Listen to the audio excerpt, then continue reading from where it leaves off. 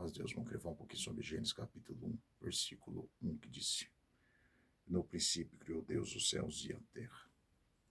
Queria falar um pouquinho sobre o princípio, sobre o início, sobre o começo de todas as coisas, sobre o grande fundamento que Deus colocou nesta terra, chamado Jesus Cristo, onde a palavra diz, desde a antiga eternidade foi ungido, desde o princípio, antes do começo da terra.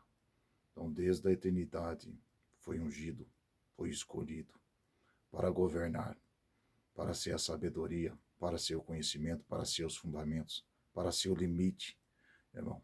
Mas nem todos querem ser governados por isso. E aonde a sabedoria de Deus não está, não pode haver sabedoria, mas simplesmente loucura. Porque a palavra de Deus diz que a sabedoria dos homens são loucura para Deus, mas a sabedoria de Deus loucura para os homens.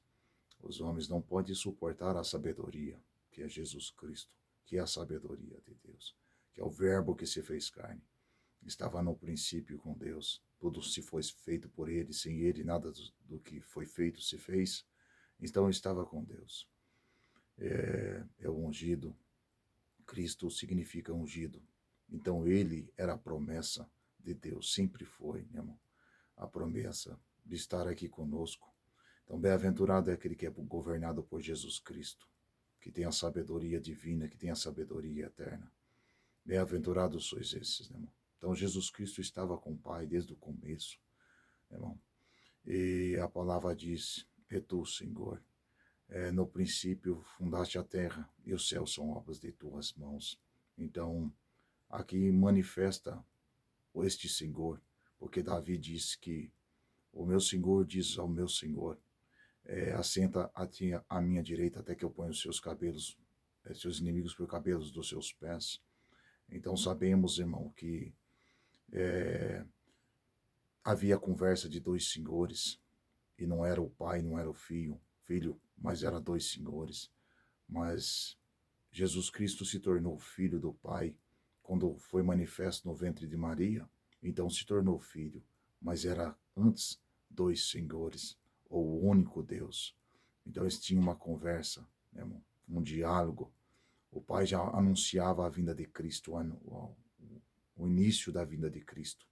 Então precisamos entender essas coisas, irmão, por isso que essa palavra é tão poderosa. E aqui mostra que este Senhor, ele formou a terra, e com seus dedos ele fez o céu. Por isso que temos que ter sensibilidade para entender as coisas de Deus. Como Deus levou a minha companheira no jardim, mostrou para ela uma rosa e disse, se o povo tivesse sensibilidade comigo, tocasse nessa rosa como se tocasse no meu dedo, ou tocasse na minha criação. Então falta sensibilidade em nós para tocar no dedo de Deus, ou na criação de Deus. Então, com os dedos de Deus, ele fez o céu, estabeleceu o céu. E Davi tinha sensibilidade para tocar no dedo de Deus, porque ele diz, o sol quem te formou, o lua quem te criou, o estrela, quem é que formou você com seus dedos? Então tinha sensibilidade para tocar na criação de Deus. Eram evangelizados por este primeiro evangelho, o evangelho visível, o evangelho da criação, o evangelho que você toca com o dedo e você apalpa com as suas mãos, que revela a existência de Deus, porque a palavra de Deus diz que o Deus invisível se materializou na sua própria criação. Então, bem-aventurado é quem tem os dedos sensíveis para tocar na glória de Deus, no poder de Deus, nas coisas visíveis, nas coisas que existem, nas coisas que foram criadas, não nas coisas que são eternas. Porque nas coisas que são eternas temos que ter sensibilidade para tocar nas coisas invisíveis, nas coisas que não vimos, nas coisas que não apalpamos, mas nas coisas que sentimos na nossa alma. Isto é para poucos, né, irmão? Precisamos entender isso. Então, ele revelava quem era o autor, revelava quem era o criador, revelava de quem era o dedo, quem é que fez esta imagem, quem criou estas imagens, irmão. É como um homem desenhista, ele forma um desenho no quadro e põe a sua assinatura dos teus dedos, assinatura das tuas mãos, dizendo quem formou, quem criou. Então, quem fez isso foi Deus, deixou a sua marca, né, irmão? Para que os olhos viste e as mãos apalpaste. Mas nem todos vão de crer nesse Deus. Precisamos entender isso aqui, irmão. Então, tudo isto cremos pela fé. Como a palavra diz que pela fé cremos que esse mundo foi feito pela palavra de Deus, de modo que aquilo que se vê não foi feito do que é aparente. Então, tudo o que Deus fez no princípio, no início, ou no começo do céu, ou no começo da terra, toda a sua criação, nós cremos, não como a ciência crê, que isto foi o Big Bang, que houve uma grande explosão e aí aconteceu todas as coisas. Não, cremos pela fé, que foi Deus que formou isto, e não pelas coisas que são aparentes, porque aquilo que é aparente, irmão, nos revela o que é aparente. Se você pegar uma galinha, você sabe que antes da galinha vem um pintinho, que vem um ovo, depois vem o ovo, vem pintinho, vem galinha. Isto é o que é aparente, isto é o que é visível. Irmão, é um ciclo sem fim. Irmão, lógico que esse ciclo há de acabar aqui para nós.